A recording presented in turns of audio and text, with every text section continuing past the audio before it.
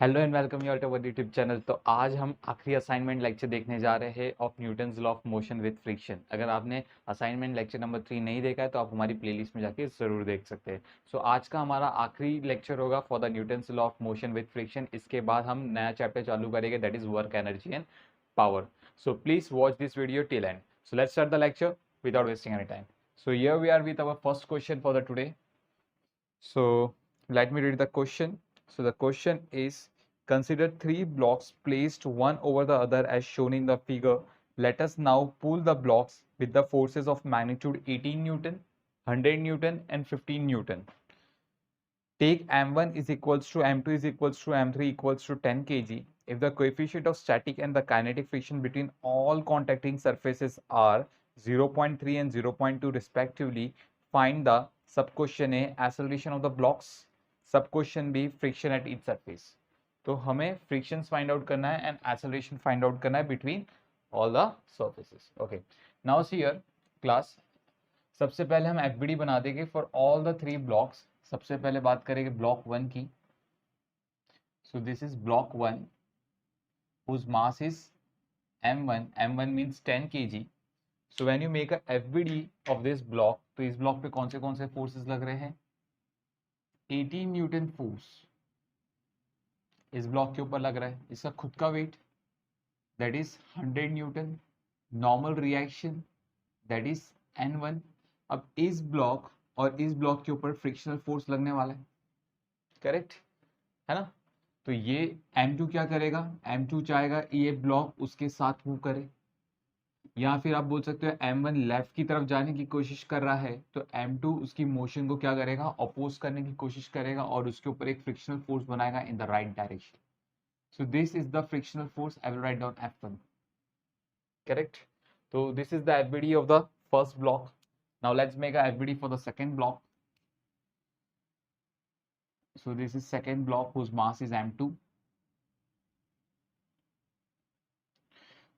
Second block having a mass m2, तो सबसे पहले क्या होगा? उसका वेट कितना होगा उसका? 100 न्यूटन। m1 उसको m1 भी अपना नॉर्मल रिएक्शन उसको देगा।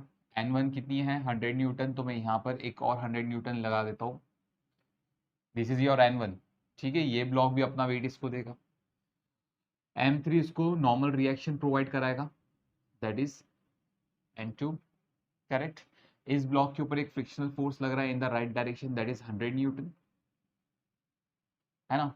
और यहाँ पर इसकी टॉप सरफेस पे एक फ्रिक्शनल फोर्स लग रहा होगा F1, जो ब्लॉक m1 उसको देगा। m3 भी m2 को एक फ्रिक्शनल फोर्स प्रोवाइड करेगा in the opposite direction like this, correct? So this is the frictional force F2 which is given by third block to the second block. So this is the FBD of the second block. Now let's move to the FBD for the third block. Third block की FBD में यहाँ पर बना देता हूँ। So this is the third block. 15 Newton force acting in the left direction. इसका खुद का weight that is 100 newton plus n2 इसको मिलेगा। सेकेंड ब्लॉक नॉर्मल रिएक्शन इसको प्रोवाइड करेगा n2 का। n2 की वैल्यू कितनी? 100 प्लस 100 बिकम्स 200, तो मैं यहाँ पर 200 न्यूटन लिख देता हूँ डायरेक्टली। ग्राउंड इसको एक नॉर्मल रिएक्शन प्रोवाइड कराएगा n3।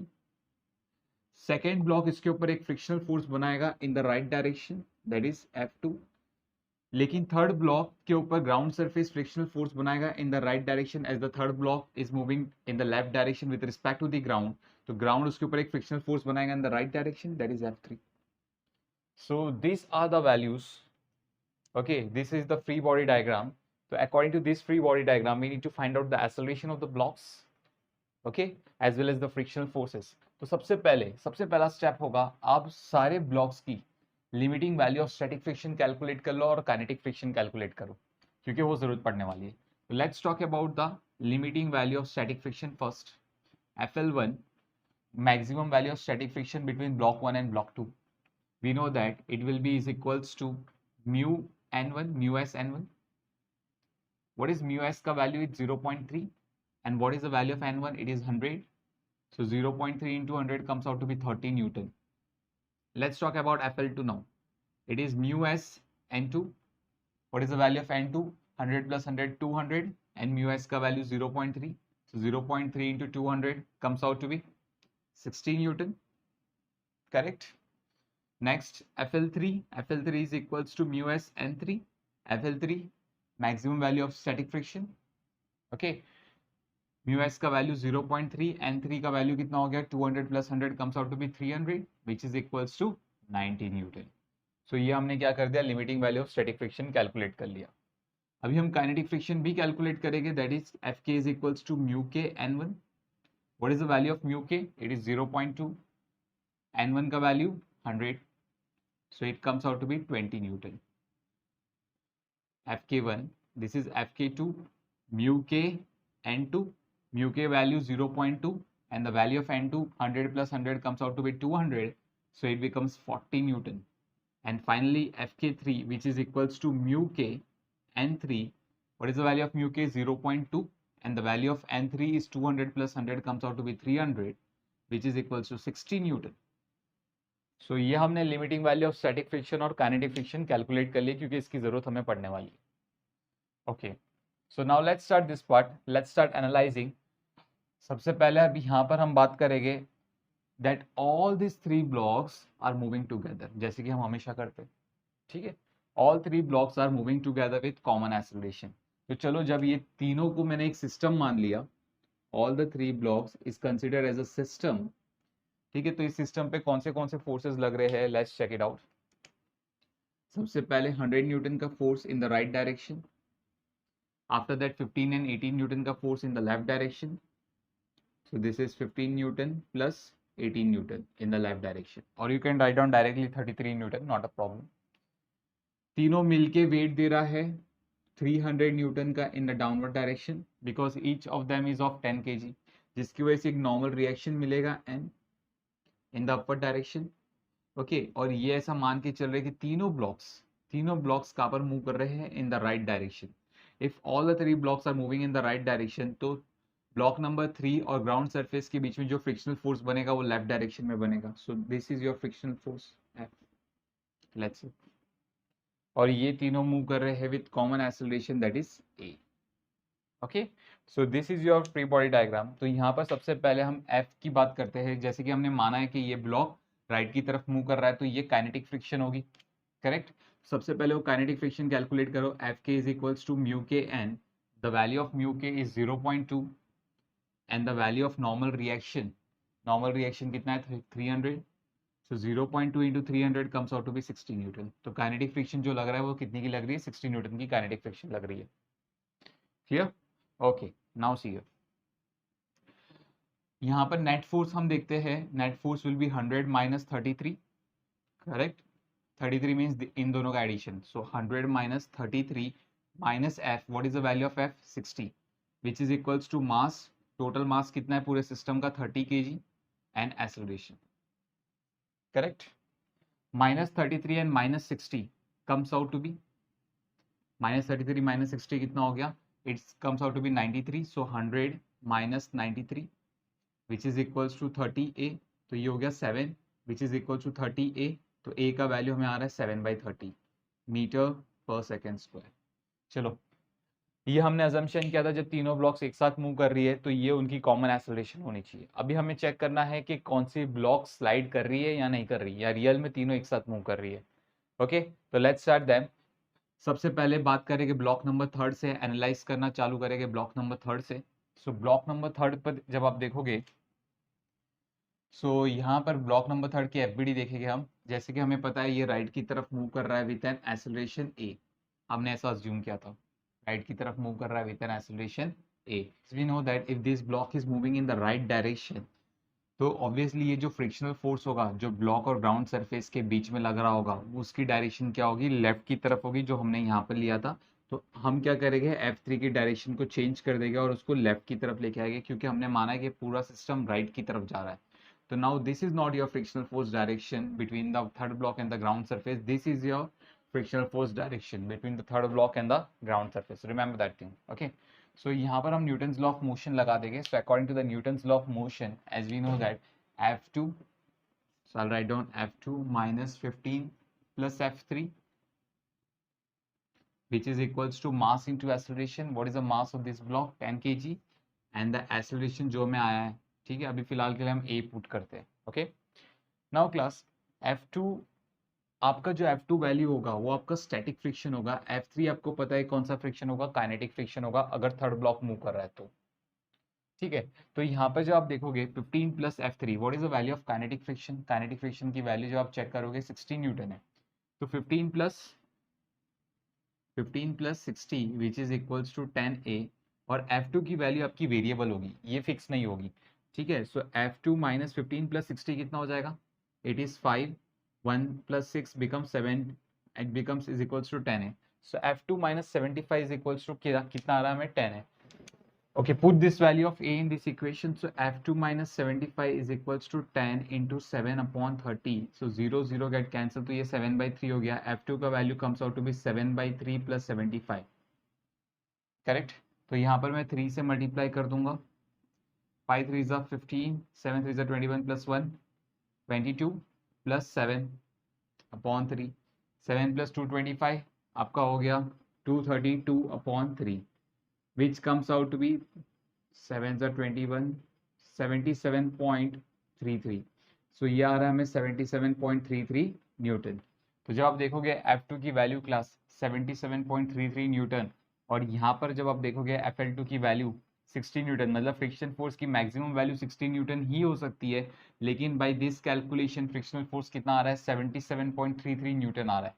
मतलब ये limiting value of static friction से एक्सीड कर गया. तो F2 की वैल्यू हमें 77.33 न्यूटन आ रही है. तो इसका मतलब क्या हो गया? इसका मतलब ये है कि जो ब्लॉक नंबर 3 है, ओके, ये ब्लॉक नंबर 3 इस एक्सेलरेशन के साथ मूव नहीं कर रहा. ब्लॉक नंबर 3 कोई दूसरी एक्सेलरेशन के साथ मूव कर रहा है. तो हमें वो चीज़ पता करनी है कि ब्लॉक नंबर 3 कौन सी एक्सेलरेशन के साथ मूव कर रहा होगा. ठीक है, तो उसके लिए क्लास हमें इस थर्ड वाले ब्लॉक डायग्राम पे आना होगा जो हमने ब्लॉक नंबर 3 का बनाया. सो ब्लॉक नंबर 3 के थर्ड डायग्राम में आप देखोगे द फ्रिक्शनल फोर्स F2 की मैक्सिमम वैल्यू कितनी हो सकती है? F2 की मैक्सिमम वैल्यू 16 न्यूटन हो सकती है. तो ये आपका 16 न्यूटन का फोर्स है इन द राइट डायरेक्शन, ये 16 न्यूटन है. ओके, और ये वाला जो F3 है, F3 की वैल्यू कितनी है? Maximum value. If you can see, अगर limiting force of static friction देखोगे तो 90 न्यूटन की वैल्यू है. So 90 newton, correct. तो now class listen it carefully. If this block, अगर ये ब्लॉक आगे मूव करना चाहेगा विद अ फोर्स, ये इस ब्लॉक को राइट की तरफ लेके जाने का काम किसका था? फ्रिक्शनल फोर्स F2 का था. 15 न्यूटन और F3 उसको क्या करेंगे? अपोज करने की कोशिश करेंगे, क्योंकि हमें पता है ये फ्रिक्शनल फोर्स है. फ्रिक्शनल फोर्स अपने आप को एडजस्ट करने की कोशिश करेगा. क्लियर. तो यहाँ पर जब आप ब्लॉक नंबर 3 पे देखोगे तो F2 ये मैक्सिमम इस ब्लॉक को कितनी फोर्स के साथ खींच सकता है? 16 न्यूटन की फोर्स के साथ. तो ये ब्लॉक आगे की तरफ मूव करना चाहती है with a force of 16 Newton, लेकिन यहाँ पर क्या होने वाला है आपको पता है? 15 न्यूटन का फोर्स. और यहाँ पर ये जो F3 है ये अपने आप को एडजस्ट करेगा, और एडजस्ट करके 90 न्यूटन की जगह अपने आप को इसने एडजस्ट किया और बना दिया 45 न्यूटन का. तो 45 न्यूटन प्लस 15 न्यूटन, ये हो गया 60 न्यूटन. ये 60 न्यूटन इस 60 न्यूटन को क्या कर रहे हैं? कैंसल आउट कर रहे हैं, जिसकी वजह से ये जो ब्लॉक है ये मूव नहीं कर पा रही. तो इसका मतलब क्या हुआ? इस ब्लॉक का एक्सेलरेशन कितना होगा? 0 मीटर पर सेकेंड स्क्वायर एक्सेलरेशन होगा. मतलब ये ब्लॉक मूव नहीं कर रही. This block is at rest. ये ब्लॉक क्या है? रेस्ट पे है. ये चीज आपको समझनी है. क्लियर. ओके, तो चलो हमने थर्ड ब्लॉक की स्टडी कर ली. अब बात करेंगे हम first block and second block. अभी इतना पता चल गया, सेकंड जो ब्लॉक है ये इसके ऊपर क्या कर रहा है? स्लाइड करने की कोशिश कर रहा है. सेकंड ब्लॉक क्या कर रहा है? थर्ड ब्लॉक के ऊपर क्या कर रहा है? स्लाइड करने की कोशिश कर रहा है. ठीक है, तो ये अभी हम लोग ऐसा अज्यूम करेंगे कि फर्स्ट एंड सेकंड ब्लॉक दोनों एक सिस्टम है और दोनों मूव कर रहे हैं एक साथ विद कॉमन एक्सेलरेशन. ठीक है, so let's find out them. So let me rub this part. या सो अभी मैंने M1 M2 दोनों को एक सिस्टम माना है और दोनों मूव कर रहे हैं in the right direction. So suppose this is my system. M1 और M2 दोनों का मास मिला के हो जाएगा 20 Newton and the normal reaction N. Okay, right side force है 100 न्यूटन का, लेफ्ट साइड फोर्स है 18 न्यूटन का, लाइक दिस. क्लियर. और इस ब्लॉक के ऊपर M2 पे M3 फ्रिक्शनल फोर्स बनाएगा in the left direction. Correct. So M2 पे M3 फ्रिक्शनल फोर्स बना रहा है इन the left direction, and this value of frictional force is nothing but Fk2. Kinetic friction होगा क्योंकि ये ब्लॉक इसके ऊपर स्लाइड कर रहा है. काइनेटिक फ्रिक्शन के हिसाब से ये वैल्यू कितनी है? 40 न्यूटन की वैल्यू है. तो यहाँ पर मैं लिख दूंगा 40 Newton in the bracket, correct. तो यहाँ पर हम मान के चल रहे हैं ये मूव कर रहा है with acceleration A, so net force देखेंगे 100 minus 18, so I'll write down 100 minus 18 minus 40 which is equals to mass कितना था इसका 20 kg into acceleration. Okay, so 100 minus 40 comes out to be 60, 60 में से 18 अगर चले जाएगा तो आपको बचेगा 42, ठीक है। 42 is equals to 20 A, so therefore A का वैल्यू कितना हो गया, the value of A comes out to be 42 upon 20 which is 21 upon 10 which is 2.1 metre पर second square, so that is the acceleration of the entire system, ठीक है। चलो, ये acceleration हमें पूरे सिस्टम की मिल गई। अभी हम बात करेंगे क्या M1 M2 के ऊपर स्लाइड करेगा या नहीं करेगा, करेक्ट। तो let's talk about the block M1 now. Okay, M1 block के लिए हम यही FBD रिफर करेंगे, करेक्ट।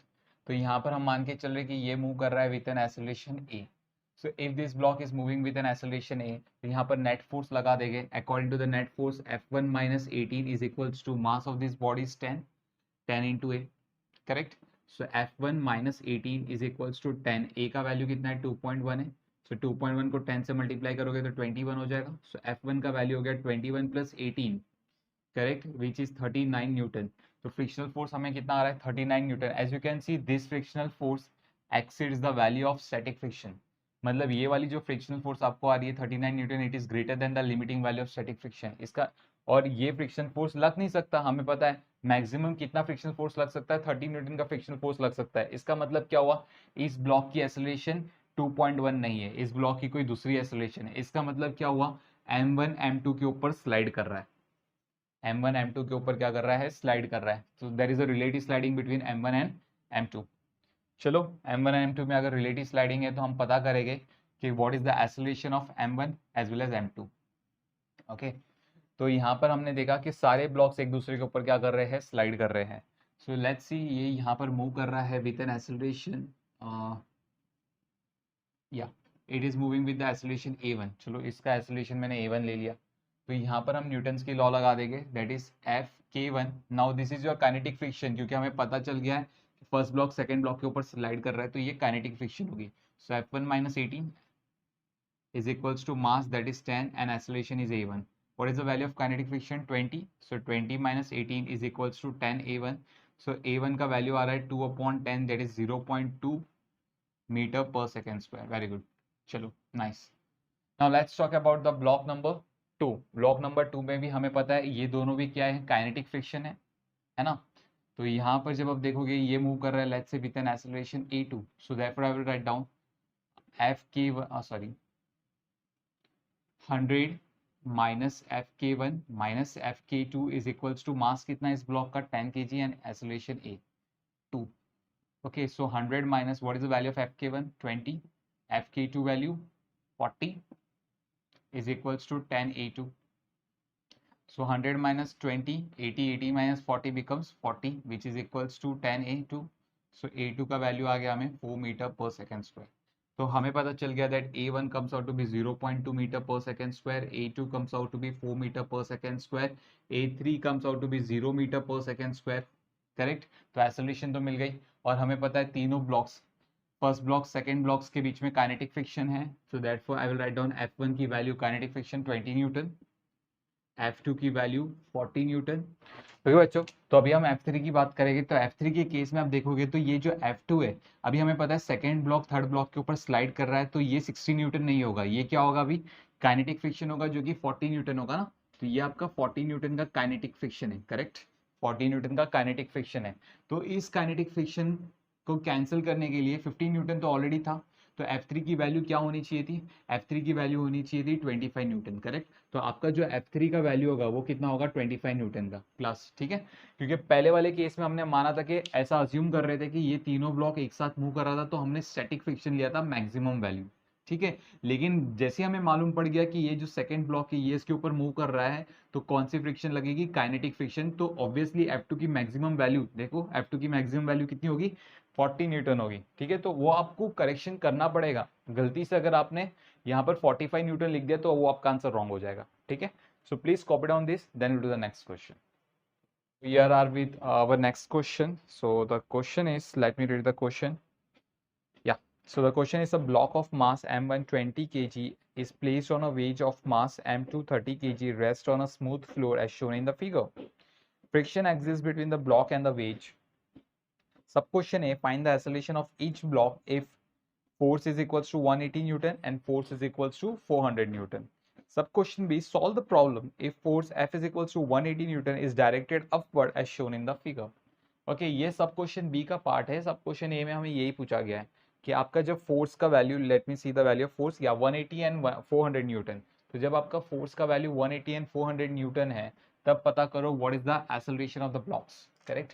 मैं यहाँ पर लिख देता हूँ. For the first case force का वैल्यू आपका है 180 न्यूटन और दूसरे केस में फोर्स का वैल्यू है आपका 400 न्यूटन. ठीक है, this is the second case. ठीक है, तो अभी फिलहाल के लिए हम फोर्स को वेरिएबल मान के चलेंगे. फोर्स एक वेरिएबल क्वांटिटी है यहाँ पर फिलहाल के लिए. ठीक है, तो यहाँ पर सबसे पहले हम अज्यूम करेंगे that this two blocks moves with the constant acceleration. ये दोनों ब्लॉक्स कांस्टेंट एक्सेलरेशन के साथ मूव कर रहे हैं. तो सबसे पहला काम होगा हमारा एफबीडी बनाना. तो हम एफबीडी बनाएंगे. सबसे पहले 20 kg के ब्लॉक का बनाएंगे. So this is 20 kg block. As we know that this is 20 kg का block. If this is a force F तो पूरे स्ट्रिंग में टेंशन डेवलप हो जाएगा ऑफ फोर्स एफ. तो यहाँ पर एक टेंशन डेवलप हो गया. Let me show. So this is the tension develop of force F. Correct. इसका खुद का वेट होगा 200 न्यूटन. नॉर्मल रिएक्शन इसको मिलेगा that is an. Okay.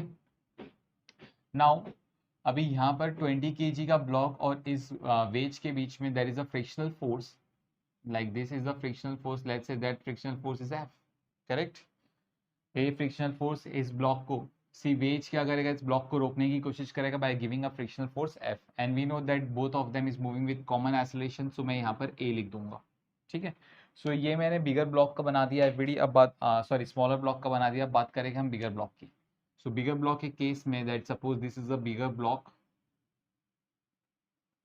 30 kg जिसकी वजह से इसका खुद का वेट होगा 300 न्यूटन. स्मॉलर ब्लॉक बिगर ब्लॉक पे अपना वेट देगा that is 200 Newton. Correct. Normal reaction ground surface से मिलेगा इसको that is N1.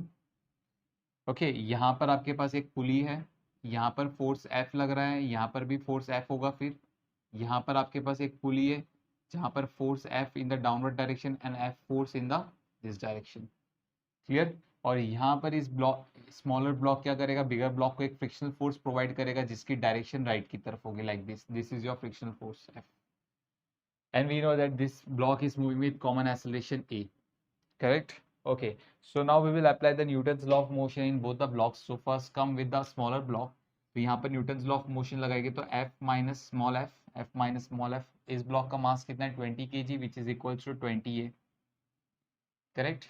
Okay, now let's talk about the new. I will say that this is my equation number 1. And now let's talk about the Newton's second law of motion in the bigger block. तो bigger block पे देखोगे तो F minus F plus F. So F minus F plus small f which is equals to bigger block का mass कितना है 30 kg. So 30A. Correct. सो इस f ने इस f को कैंसिल कर दिया. जैसे कि हम देख रहे हैं यहाँ पर f and minus f gate cancel. तो f का वैल्यू कितना हो गया 30A हो गया. Value of f is what 30 है. Correct. Good. If I consider this as my entire system तो ये एंटायर सिस्टम राइट की तरफ मूव कर रहा है. इसको मूव कराने के लिए कौन रिस्पॉन्सिबल था, फोर्स रिस्पॉन्सिबल था. तो कैन आई से this is my entire system. So this force is nothing but 20 plus 30. Total mass कितना हो गया 50. और ये पूरा सिस्टम राइट की तरफ मूव कर रहा है with an acceleration. So acceleration जो होगी वो कितनी होगी f अपॉन 50 होगी. एक्सेलरेशन का वैल्यू कितना आ गया f अपॉन 50. तो मैं यहाँ पर एक्सेलरेशन पुट करूंगा that acceleration is f upon 50. so 0 0 get cancel. तो ये हो गया 3f by 5.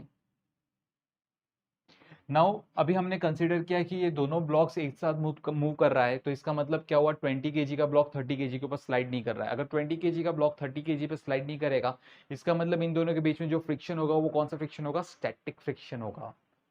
तो इन दोनों के बीच में कौन सी फ्रिक्शन एग्जिस्ट हो रही है, स्टैटिक फ्रिक्शन. अभी हमें पता है स्टैटिक फ्रिक्शन की वैल्यू जो होती है वो म्यू एस एन से कम होती है. लिमिटिंग वैल्यू से हमेशा क्या होती है, कम होती है या फिर इक्वल हो सकती है. ठीक है.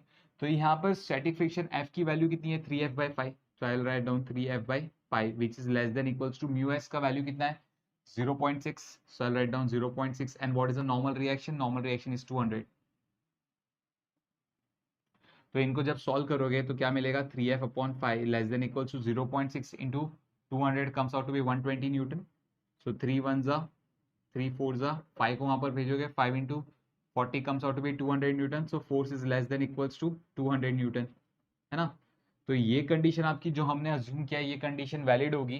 कौन सी कंडीशन हमने अज्यूम की है कि दोनों ब्लॉक्स एक साथ मूव कर रहा है। अगर दोनों ब्लॉक्स एक साथ मूव कर रहा है तो ये जो फोर्स होनी चाहिए इसकी वैल्यू कितनी होनी चाहिए, 200 न्यूटन या उससे कम होनी चाहिए, है ना। तो जैसे कि आप फर्स्ट केस देखोगे तो फर्स्ट केस में एफ का वैल्यू है 180 न्यूटन, एफ की वैल्यू अगर 180 न्यूटन है तो ये कंडीशन वैलिड है। ये कंडीशन वैलिड है, इसका मतलब क्या हुआ, दोनों ब्लॉक्स एक साथ मूव कर रहा है। दोनों ब्लॉक्स एक साथ मूव करेंगे तो हम लोग फाइंड आउट करने की कोशिश करेंगे what is the acceleration. So acceleration की वैल्यू, एफ की वैल्यू कितनी है, 180/50, 0 0 गेट कैंसिल, 5 1 जा 3.6, तो एक्सेलरेशन आ रहा है हमें 3.6 मीटर पर second square. So both the blocks in the first case move with the acceleration of 3.6 meter per second square. Okay, and let's calculate the frictional force also between them. So F की value कितनी है, 30A. So F is equals to 30A. A का value है हमारे पास 3.6108 Newton. So that's the value.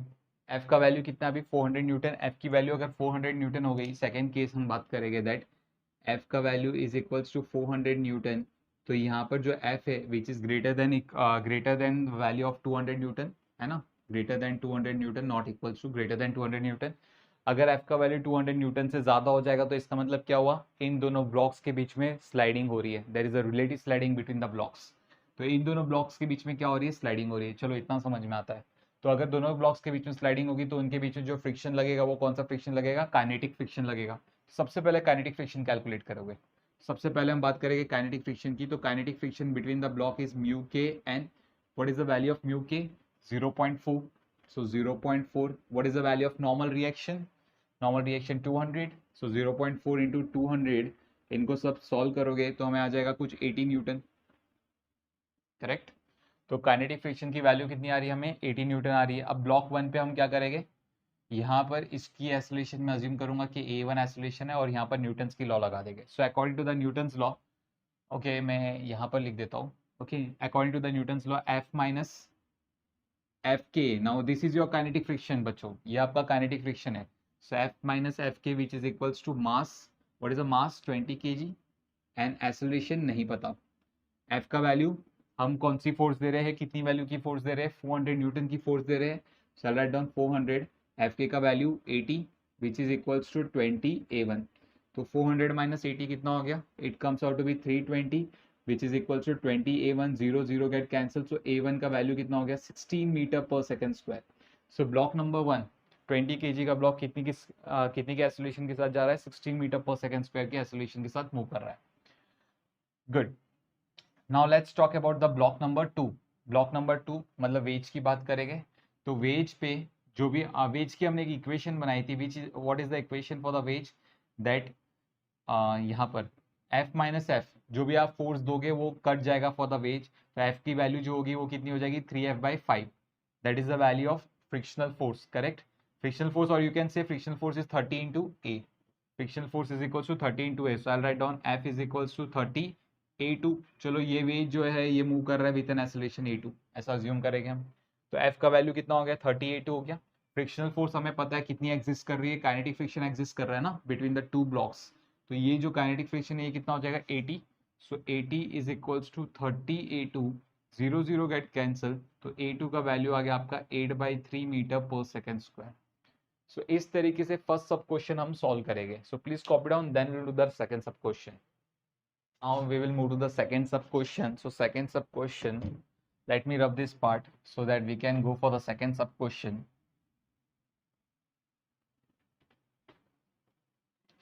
तो second sub question में भी हम सबसे पहले अज्यूम करेंगे that both the blocks are moving together. तो यहाँ पर सब कुछ सेम रहेगा, सिर्फ यहाँ पर फोर्स की डायरेक्शन चेंज हो जाएगी. So now in the second case the direction of force is like this, F in the upper direction. Okay, ये ब्लॉक के लिए सब कुछ सारी इक्वेशन सेम होगी. अभी हम मान के चलेंगे कि दोनों ब्लॉक्स की एक्सेलरेशन फिलहाल कितनी है, A है. ठीक है, तो फर्स्ट ब्लॉक के लिए इक्वेशन भी यही वैलिड रहेगी, कोई इक्वेशन चेंज नहीं होने वाली. सेकेंड ब्लॉक के लिए थोड़ा इक्वेशन चेंज हो जाएगा. ओके क्योंकि सेकेंड ब्लॉक पे आप जब देखोगे तो नेट फोर्स कितनी हो जाएगी, this block is moving in the right direction with acceleration है, तो नेट फोर्स हो गया F minus F, so I'll write down f minus capital F which is equals to 30a. This is my equation number 2. Correct. तो जब आप इसको solve करोगे मतलब मैं इनको ऐड करूंगा, when you add this to equation so minus F plus F get cancel, small F minus F get cancel, तो 30 प्लस 20 कितना हो गया 50a, आंसर लेफ्ट में 0 है तो a का वैल्यू कितना हो गया 0, एक्सेलरेशन कितनी आ रही है 0 आ रही है, acceleration is equals to 0 meter per second square, correct? So in this case if acceleration comes out to be 0, we'll put this value of a in this equation, तो f minus f is equals to कितना हो जाएगा 0 हो जाएगा, so therefore I will write down f is equals to f, correct? अगर ये हमने क्या अज्यूम किया था, दोनों ब्लॉक्स एक साथ मूव कर रहा है, दोनों ब्लॉक्स एक साथ मूव कर रहा है तो हमें पता है इन दोनों ब्लॉक्स के बीच में जो फ्रिक्शन एग्जिस्ट करेगा वो कौन सा होगा, स्टैटिक फ्रिक्शन होगा, और हमें पता है स्टैटिक फ्रिक्शन की जो वैल्यू होती है वो लिमिटिंग वैल्यू से कम होती है ना। म्यू एस का वैल्यू कितना है, म्यू एस 0.6, एन का value 200, so therefore I will write down small f is less than equals to 0.6 into 200, 0.6 into 200 comes out to be 120 newton, correct. तो f small f is nothing but capital f ना, तो capital f का value कितना है, less than equals to 120 newton, okay. So f की value क्या है 120 Newton से अगर कम होगी या फिर उसके इक्वल होगी तभी ही दोनों ब्लॉक्स एक साथ मूव करेगा, लेकिन हमें क्वेश्चन में दिया गया है दैट f का वैल्यू इज 180 न्यूटन, जैसे कि आपको दिया गया है सेकेंड क्वेश्चन में कि यहाँ पर मैंने f को 180 न्यूटन के साथ खींचा है। अगर आप f को 180 न्यूटन के साथ मतलब आप जो f है वो 180 न्यूटन की अप्लाई कर रहे हो स्ट्रिंग पे, तो obviously there is a relative sliding between the two blocks, दोनों ब्लॉक्स के बीच में रिलेटिव स्लाइडिंग होगी, डेफिनेटली होगी। तो let's talk about the first block. चलो फर्स्ट ब्लॉक मूव कर रहा है अभी विद एन एक्सेलरेशन a1 और ये मूव कर रहा है विद एन एक्सेलरेशन a2, क्योंकि दोनों के बीच में रिलेटिव स्लाइडिंग है अभी। क्यों रिलेटिव स्लाइडिंग है, क्योंकि जो फोर्स आपने अप्लाई किया वो लिमिटिंग वैल्यू से ज्यादा हो गया है ना। यहाँ पर जब आप देखोगे कि ये मैक्सिमम फोर्स कितनी होनी चाहिए थी, 120 न्यूटन होनी चाहिए थी, जिसकी वजह से दोनों ब्लॉक्स एक साथ मूव कर सकता था, लेकिन जो फोर्स आपने अप्लाई किया वो 120 न्यूटन से ज्यादा है, तो इसका मतलब क्या हुआ, there is a relative sliding between the blocks. तो रिलेटिव स्लाइडिंग होगा तो ऑब्वियसली दोनों ब्लॉक्स की एक्सेलरेशन अलग अलग होगी, तो इसकी एक्सेलरेशन a1 ले लिया, इसकी एक्सेलरेशन मैंने a2 ले लिया, ओके। सो नाउ यहाँ पर जो फ्रिक्शन होगा अभी ये फ्रिक्शन भी कौन सा होगा, काइनेटिक फ्रिक्शन होगा, क्योंकि there is a relative sliding between the blocks and kinetic friction की वैल्यू हमने कैलकुलेट करके रखी है 80 न्यूटन। तो यहाँ पर मैं लिख दूंगा ये वाला जो फोर्स है आपका 80 न्यूटन का फोर्स है, यहाँ पर भी ये जो फोर्स है आपका this is a force of 80 newton, confuse नहीं होना है, ठीक है।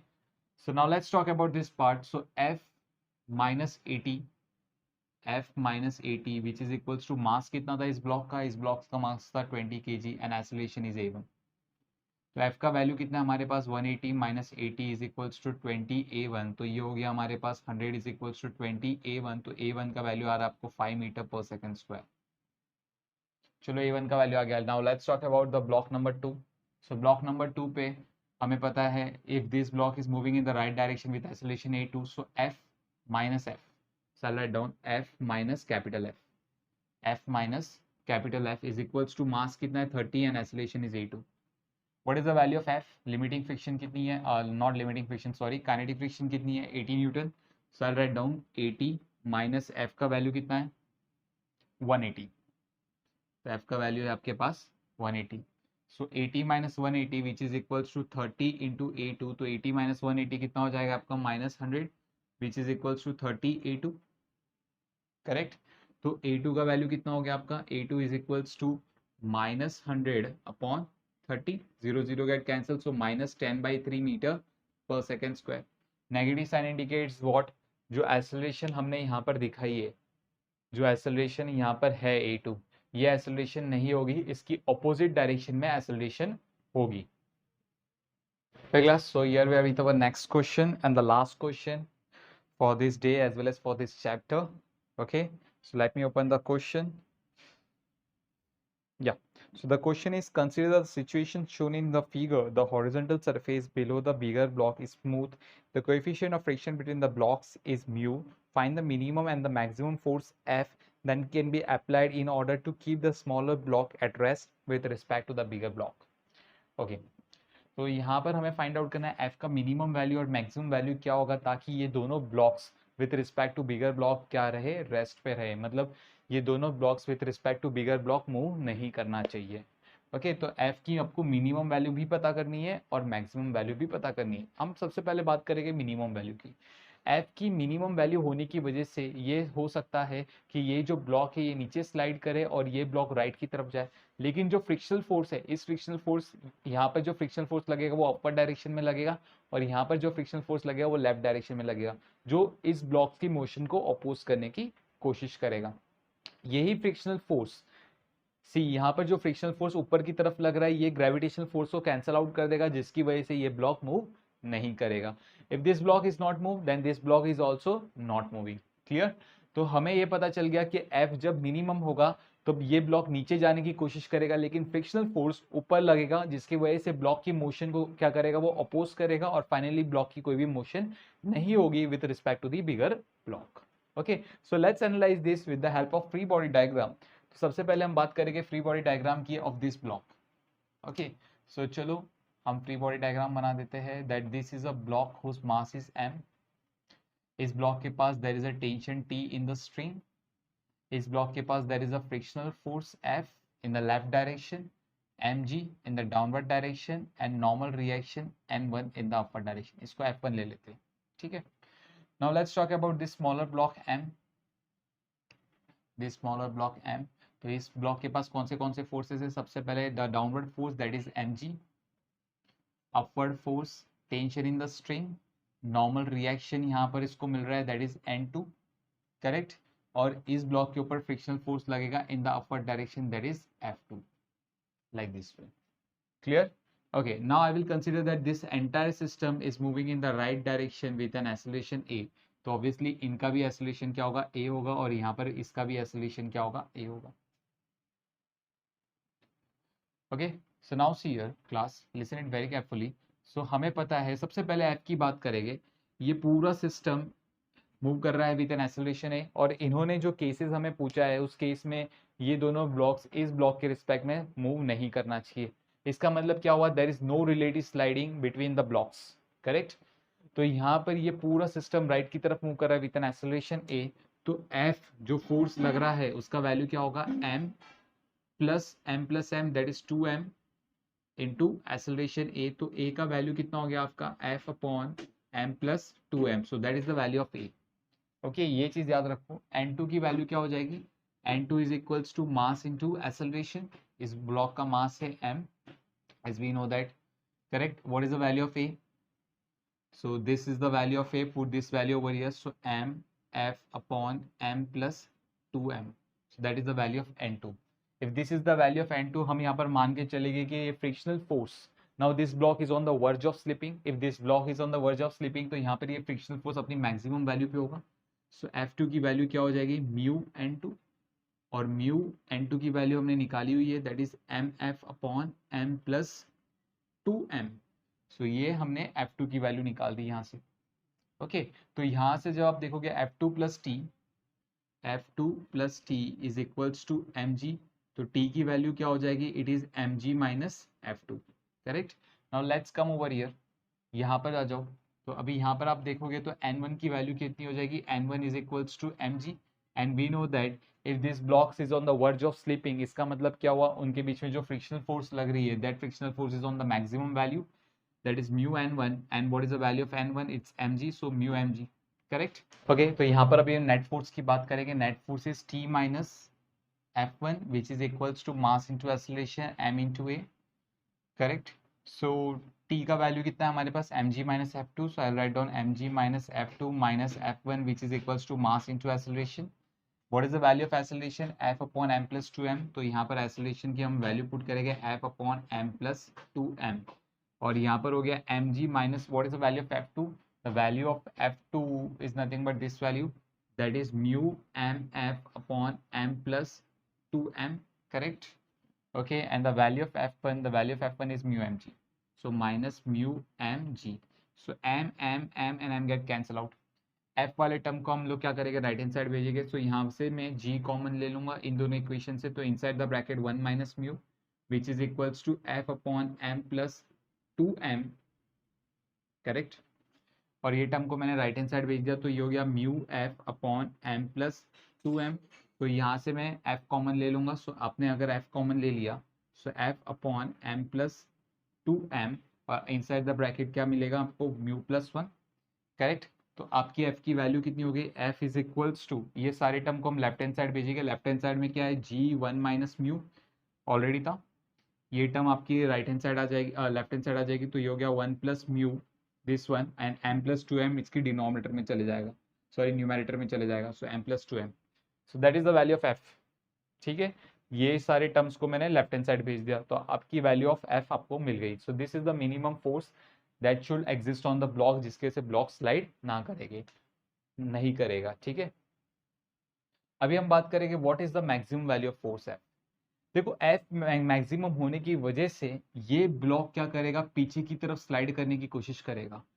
अगर f की वैल्यू आपने इतनी ज्यादा बढ़ा दी है कि ये जो ब्लॉक है ये पीछे की तरफ स्लाइड करने की कोशिश करेगा, तो ये ब्लॉक अगर पीछे की तरफ जाएगा तो ये वाला जो ब्लॉक है ये ऊपर की तरफ जाएगा। करेक्ट।